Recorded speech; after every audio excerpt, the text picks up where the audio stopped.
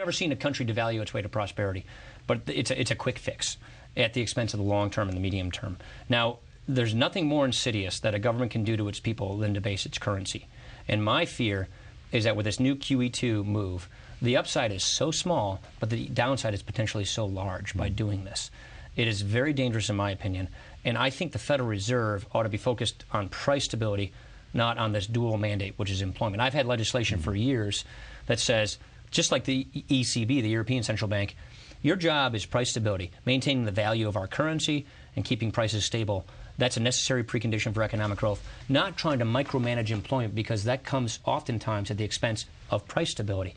I think what's happening now is Bernanke and the doves that are on the Federal Reserve are trying to goose the money supply through quantitative easing to overcompensate for the fact that our fiscal policy is going in such a bad direction.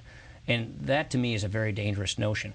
And it will flirt with inflation. Here's the other problem is they use the core indicator of core inflation to look at measuring inflation. That's exactly what the Greenspan Fed did in the 2003 to 2006 period, which gave us excessively loose money, which helped create the asset bubble, which gave us the problems we have today. So if you look at the leading indicators, the dollar, the yield curve, commodity prices, they're all sounding alarm bells.